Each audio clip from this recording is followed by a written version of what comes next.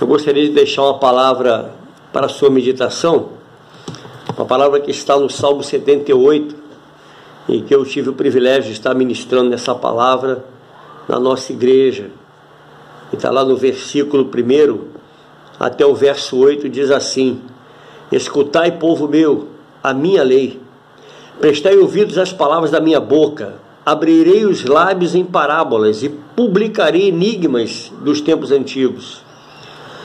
O que ouvimos e aprendemos, o que nos contaram nossos pais, não o encobriremos a seus filhos, contaremos à vindoura geração os louvores do Senhor e o seu poder e as maravilhas que fez.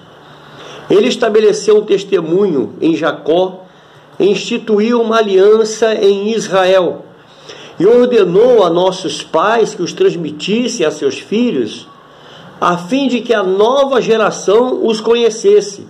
Filhos que ainda hão de nascer se levantassem e, por sua vez, os referissem aos seus descendentes, para que pusessem em Deus a sua confiança e não se esquecessem dos feitos de Deus, mas lhes observassem os mandamentos, e que não fossem como seus pais, geração obstinada e rebelde, geração de coração inconstante, cujo espírito não foi fiel a Deus.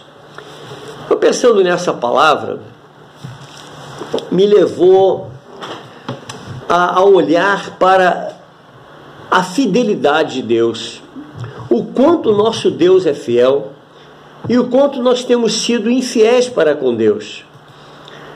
Amado, quantos daquela época saíram do cativeiro e herdaram a terra? A promessa foi cumprida e ninguém poderia duvidar de Deus. A promessa de uma terra que mana leite e mel, ela foi cumprida. Porque o nosso Deus, ele é fiel à sua palavra. Nesse Salmo 78, Asaf, ele fala da fidelidade de Deus. Ele mostra um Deus fiel, mesmo diante de um povo infiel. Muitos se aproveitam dessa fidelidade de Deus para viver uma vida de qualquer maneira, por saber que Deus é fiel, que o nosso Deus é um Deus que age. Muitos vivem de qualquer jeito. Não vivem como a noiva. Não vivem como a noiva adornada para o noivo, mas estão vivendo como uma ficante. Estão vivendo como uma biscate. Você me perdoe a maneira grotesca de falar, mas muitos vivem exatamente assim. Vivem como a noiva que quer dar o golpe do baú no seu noivo. Não vive como a noiva, a noiva sendo preparada para o noivo. Porque como a moda no mundo é ficar, muitos estão vivendo exatamente assim, como um ficante. E trazem esse modismo do mundo para dentro da igreja e não estão percebendo que não estão vivendo como a noiva, mas sim como a ficante, como o biscate. Amados, o fato de estar no corpo, muitas vezes não faz parte do corpo. Apenas está, mas não é. É como um anel, né? Você coloca e você pode tirá-lo a qualquer hora. Muitos vivem exatamente assim, como uma pulseira, como um anel, como uma bijuteria que está no corpo, mas não faz parte do corpo. Até quando você vai estar no corpo sem fazer parte do corpo? Até quando? Eu paro para pensar nisso. Se Deus lhe disser que você só terá bênção no reino espiritual, o que você faria? Pense um pouco comigo. Pense um pouco na história de Jó.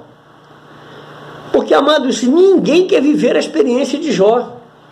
Ninguém quer ter a experiência de Abraão, quando o Senhor lhe pede o seu Isaque. pede aquilo que havia de mais precioso na vida de Abraão. Muitos não querem viver essa experiência, porque estão apenas em busca de coisas. É o Deus da coisa, é o Deus do negócio, né? Vai para a igreja já no intuito de buscar a bênção. Quando o Senhor ele diz para nós, como ele falou para Abraão: Abraão, sai da tua terra, da tua parentela, vá para a terra que te mostrarei, farei de ti uma grande nação, engrandecerei o teu nome. O Senhor manda ele sair e diz para Abraão: Abraão, se tu uma bênção. É o que ele diz para mim e para você nessa noite: se tu uma bênção. Mas diferente disso, muitos estão indo para a igreja não para ser uma bênção, mas para buscar a bênção. Quantas vezes você falou isso? Eu não posso deixar de ir ao culto hoje, porque hoje eu vou buscar a minha bênção. O relacionamento com Deus está se tornando um relacionamento de interesse, relacionamento de negócio. E quando nós buscamos Deus apenas pelas coisas, nós só teremos coisa.